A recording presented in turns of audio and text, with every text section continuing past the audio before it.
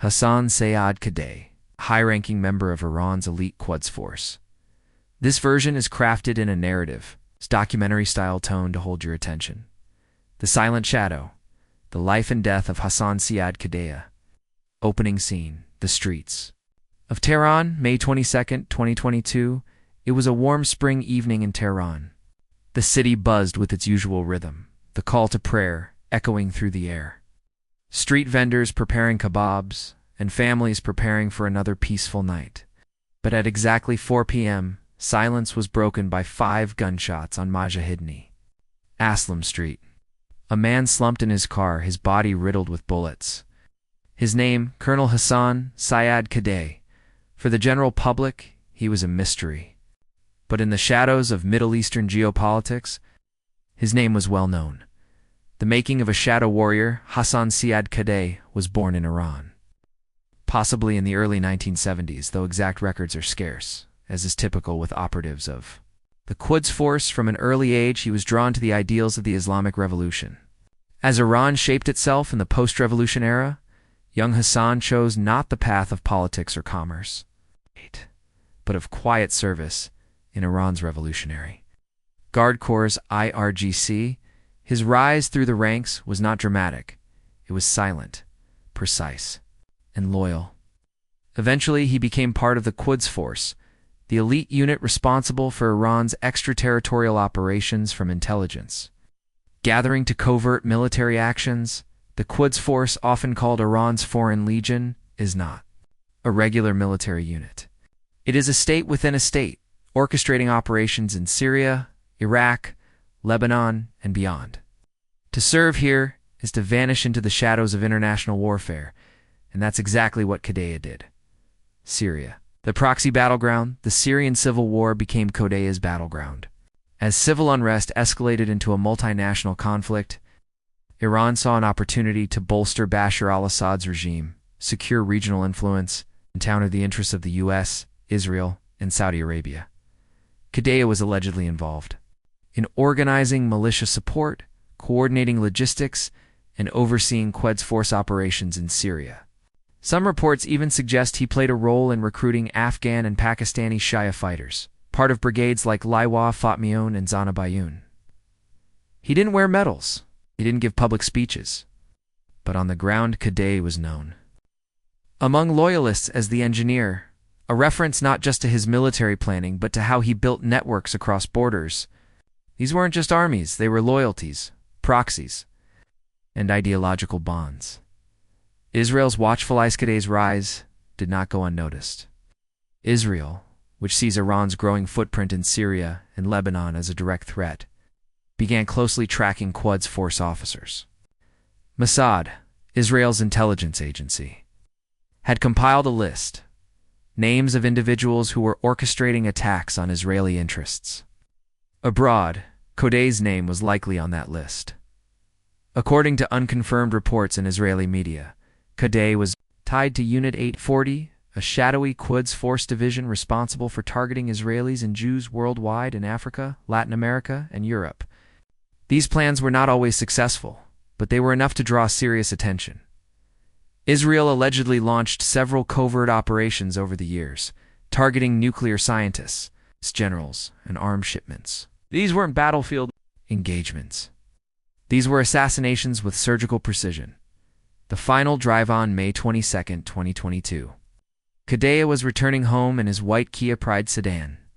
As he parked near his home in Tehran, 2 men on a motorcycle approached the vehicle. In the span of seconds, they fired 5 bullets into the car, 3 to the head, 2 to the chest, and disappeared. The operation bore the fingerprints of Mossad, rapid, clean, and shocking. But Israel neither confirmed nor denied involvement. Iran, on the other hand, was swift to react.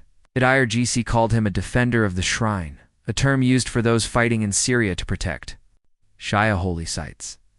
Crowds attended his funeral in Tehran, and Ayatollah Khomeini vowed revenge, declaring that the blood of martyrs will not be spilled in vain. The Iranian government arrested an alleged network of spies soon after, claiming they were linked to foreign intelligence. But the truth, it remained shrouded in layers of espionage, regional rivalries, and psychological warfare. Legacy in the shadows. Hassan Sayyad Khodaei's life never made headlines until it ended. In many ways, he symbolized the modern face of Iran's regional Azal. Strategy: indirect, ideological, and deeply embedded. He was not a soldier in the traditional sense. He was a covert architect of influence, operating in the thin line between diplomacy and war. For Iran, he became a martyr, a symbol of resistance. His face was placed on posters across Tehran. Streets were renamed in his honor. He was buried in the Shahada Martyrs section of Tehran's Beheshti Zahra Cemetery, among others who had given their lives for the Islamic Republic. But to Israel and others in the West, he was part of a dangerous network spreading Iranian influence through force, proxy wars. In covert action, the unseen war. The death of Colonel Khodaei didn't end anything. It was merely another chapter in a silent war that spans across borders and ideologies. The conflict between Iran and Israel continues in cyberspace. On battlefields, in foreign capitals, sometimes on quiet Tehran streets, the men and women who fight in these wars rarely wear uniforms. Their battles are not televised.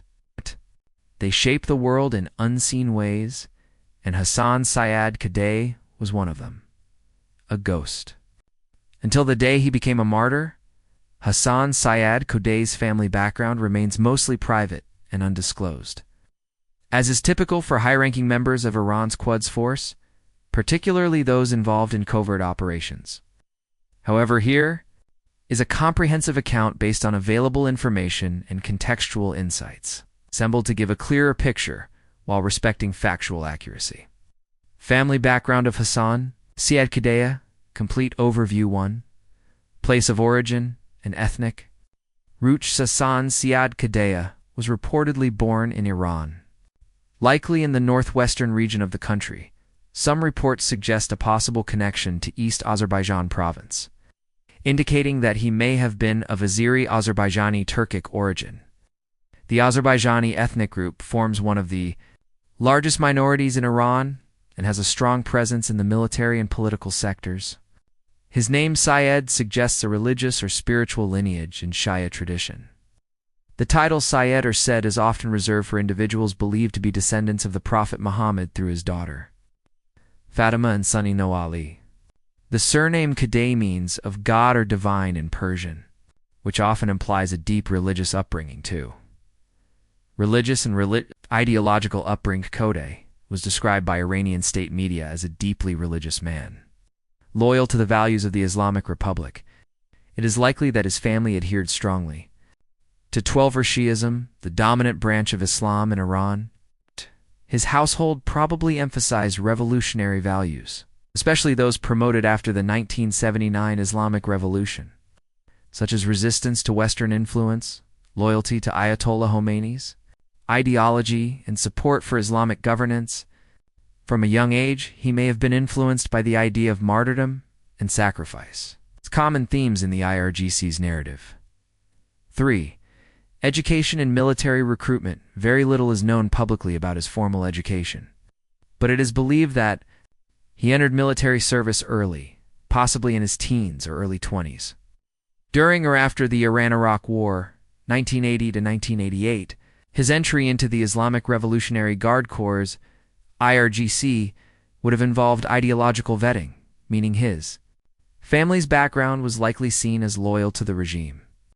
Over time, his commitment and performance would have brought him into the elite Quds Force, where operatives are carefully selected and their families often kept out of the public eye for security reasons. 4. Immediate family, wife, and children. At the time of his assassination, Hassan Sayyad Khodaei was married. According to Iranian media reports, he was returning home from work when he was assassinated. His wife was reportedly the first person to discover his body after the attack. He did not have a high public profile, even within Iran, and his wife and children, if any, have never appeared in public statements or interviews. No verified information exists about the number or names of his children, which is typical of high-level security personnel in Iran. This secrecy is intended to protect their families from retaliation or surveillance. 5. Posthumous recognition. of the family following his death. Iranian authorities and media praised his family for their patience and sacrifice. His funeral was attended by high-ranking IRGC officials, and his family was presented as an example of national loyalty. Supreme Leader Ayatollah Ali Khamenei expressed condolences indirectly, a sign of honor within the Islamic Republic's system. Religious, deeply Shia Muslim. Possibly Sayyad, lineage family. Ideology, loyal to Islamic Republic. Revolutionary values, wife survived him. Reportedly found his body after assassination. Children, not publicly known. No confirmed names or details. Privacy level extremely high. Due to his Quds Force role, posthumous honor. His family was praised and protected by the IRGC and state media.